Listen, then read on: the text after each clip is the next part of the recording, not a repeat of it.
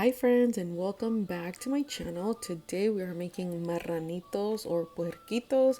It's a gingerbread pig cookie, and here we're basically going to start adding in our ingredients. I have 1 cup of brown sugar, half a cup of softened butter, and I'm going to go ahead and cream this together for approximately 3 to 4 minutes until it incorporates, and I'm doing this on medium to low speed. Now these marranitos are usually found at Mexican bakeries. At first, way back when, I had no idea that these were gingerbread bread, like, because when I thought ginger, I was like, oh my god, spicy, right? So those little cookies, like the ginger snaps, I was not very fond of because I felt like they were too like spicy with sweet. It just didn't mix well to me. But I grew up eating marranitos, and when I found out it was a gingerbread, basically like a gingerbread, I nearly passed out. But if you feel like the flavor is going to be overpowering, it's not. They all the flavors blend delicious. I promise this recipe is good. So definitely recommend that you try it. We're going to go ahead and lower our speed here, and I'm going to go ahead and add in 2 room temperature eggs, a 1/4 cup of milk, and 3/4 cups of molasses. If you don't have molasses but you have something called piloncillo, go ahead and melt the entire piloncillo. You basically just take a saucepan, put it in the saucepan on low heat, and melt it. But it's definitely a lot easier to use molasses. And then once you have this mixture ready, go ahead and add in 2 teaspoons of vanilla extract, and we're going to mix it and set it aside. Now, while that is aside, we're going to mix our dry ingredients. And here in the bowl, we have 5 cups of flour. We also have 1 teaspoon of ground ginger, 1 teaspoon of baking soda, 1.5 teaspoons of baking powder, 1.5 teaspoons of ground cinnamon, a pinch of salt, and we're going to go ahead and mix this all together very well so that when we start putting it into our wet ingredients, there's not like a big lump of ginger or a big lump of baking soda by itself, and then it creates like a funky texture. So that's why we pre-mix all the wet ingredients with all the dry ingredients to prevent things like that from happening. I also want to add in that if you are trying to change the recipe or take something out or put something in, try to refrain from doing that. I used to do that a lot because, for example, let's say that it says 1 teaspoon of ground ginger and you want to add 2 or 3. Just keep in mind that it will change the flavor of the recipe that you're using. So go ahead and try it first as is, and then once you try it, make tweaks to change it if you wanted more of a spicy flavor or more of a cinnamony flavor, if that makes sense. Now, once we have mixed all of our dry ingredients, we're going to go ahead and add in a little bit at a time. I added about half of the dry ingredients in, and I'm going in on low to medium speed on mixing this. And I'm going to continue to add in a little bit of the dry ingredients a little at a time. And as you see here, the mixture is going to be a little bit runny, but it's going to start to come together fairly quickly. On another note, I do want to, tell you, I'm going to write this in the description, but just so you hear it as you're watching the video, I would have on hand an extra 1.5 cups of flour because you're going to need it to finish kneading the dough by hand, and you'll see that in a few minutes. So we're going to continue to add in our dry ingredients and continue to mix. The only reason I didn't add everything in at the same time is because, one, I didn't want the flour or dry ingredients to fly all over the place, And two, because I feel like it's really important to incorporate ingredients correctly. So, you know, when you are making a box cake and at the bottom you have dry mixture, but the rest is mixed. So you want to try to prevent that when you're making batter or making bread dough or cookie dough, because it's going to affect the texture and the flavor of your baked goods. So here I'm just going to continue to mix this until it kind of comes together. And what we want is, we don't want this to completely come together, because what you're going to be doing is just mixing and mixing and mixing. Because this dough contains molasses and brown sugar and a lot of like butter, eggs, like wet ingredients, it's never going to become stiff until you add in a little bit more flour. And that remaining portion we're going to use to knead the dough by hand. So after about 6 or 7 minutes of mixing this, the last thing I'm going to do is just kind of pulse it at the end at the highest speed. And this is the texture that you have. It's sticking to the blade, it's sticking to the bowl.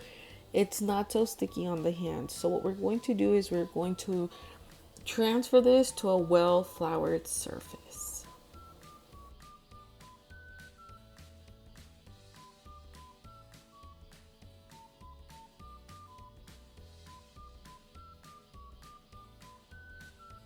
For my well floured surface, I chose to use my Dough Easy mat, which is a non-stick silicone mat.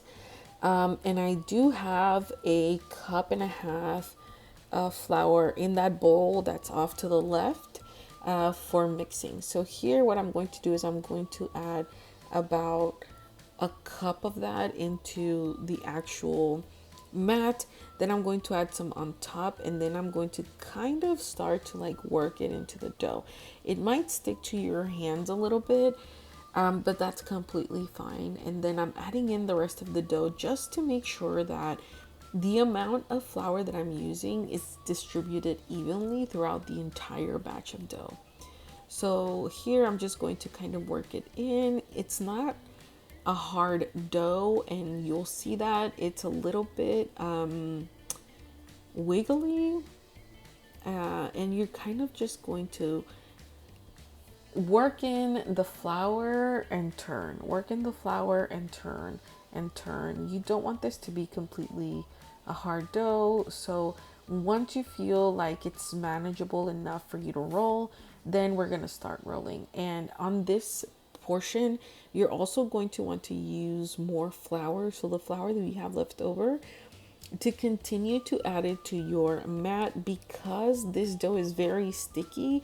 Even after the flour that you added in, it might stick to your silicone mat. So just keep that in mind. And I do like to use this mat because it has rolling guides. You can basically use the surface of your counters and line them with parchment paper. You can also line your surface with saran wrap, and then add in the flour on top to like flour your surface, just so that your counters don't get too sticky and dirty. If you don't mind that, that's completely fine, but this is the method that I use. And here I'm just making some egg wash for when I'm ready to put these in the oven. So it's basically 1 egg plus 1 teaspoon of milk, and you're just gonna mix that and set it to the side. Now I'm going to try and roll this as evenly as possible. That's why I have the guides there on the side. You don't need rolling guides. You can just like basically eyeball these. Remember, these do not have to be perfect. Have fun with these. And just continue to roll and roll until you're happy with your thickness.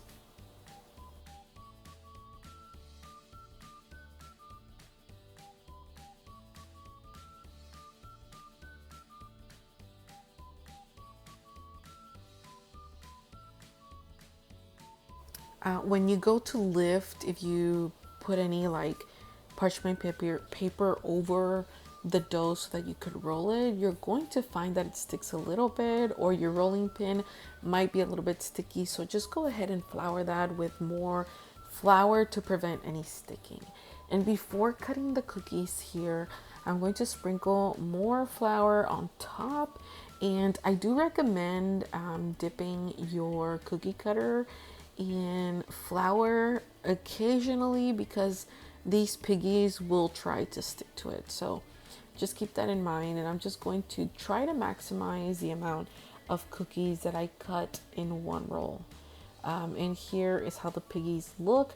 As you can see, they look very thin, but I promise you they will get thick once they bake up. So do not be fooled by the size that they are now, because remember, we did use baking soda and baking powder, which are the leavening agents that help the dough rise. So don't be fooled by how skinny they look here.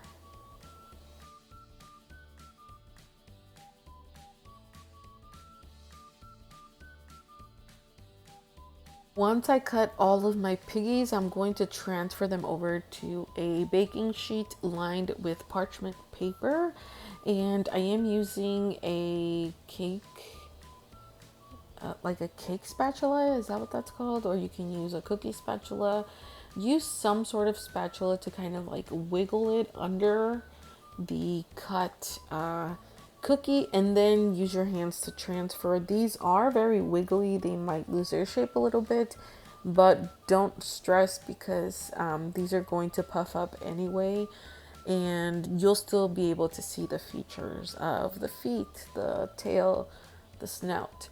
And I know that you're probably going to ask, this cookie cutter is 3 inches long, and it is a cookie cutter from Ann Clark. I will link it below so that you can purchase it. I think I bought mine on Amazon or at a local cake supply store, but you can definitely find it online, I'm pretty sure, pretty easily. And also, these don't have to be in the shape of a pig. This is just what they're known as, but you can definitely use round cutter, squared, a star, a flower, whatever you want to use. You don't have to use a pig. Once you have completely filled your baking sheet, go ahead and brush the piggies with your egg wash mixture. These are going to bake at 350 degrees Fahrenheit for 10 to 12 minutes. Now, if you do it for 10 minutes, they'll be on the softer side. If you do it for 12 minutes, they're going to be a little bit crispier on the edges. I like mine soft, so I left mine in for 11 minutes actually. And it just kind of depends on your oven. So do a test batch and do like, I don't know, maybe a few, like 2 or 3 pigs, and see how they bake, and then kind of like go from there. But the ideal temperature is 350 degrees for 10 to 12 minutes. And here I'm just going to continue to cut the pigs. I do also want to warn you, I don't know if this is a bad thing or a good thing, but with this amount of dough, although it looks like it's a little bit of dough, it stretches a long way. I think it's because of the size of cookie cutter that I have. It's not too big. It's kind of like a mini pig compared to like the regular big sized versions you see at the local Mexican sweetbread store, the Mexican sweetbread bakery. But anyway, so with this amount of dough, I was able to make 47 pigs, and I had like a little piece of dough left that I also baked. So just FYI, as a side note, if you think this is going to be a quick, easy job, it's actually pretty labor intensive, but it's worth it because once they come out of the oven, you can literally eat them hot with a glass of very cold milk, or a coffee, a cold coffee, a hot coffee. Anyway, I'll let you continue to see how these pigs are glazed.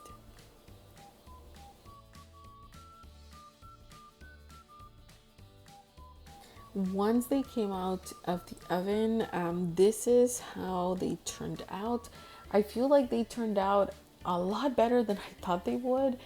And like I said, they're very fluffy and soft. I left mine in for 11 minutes. Delicious. This recipe makes enough for you to share at your work or with your family or friends. So definitely give it a try. Thank you so much for watching my video. Thank you so much for coming back. Leave me a comment if you've ever had one of these before. If you have any questions, don't forget to put it in the comment section. Thank you so much. Don't forget to like my video, share it with a friend, subscribe before you go, and I'll talk to you next time. Bye.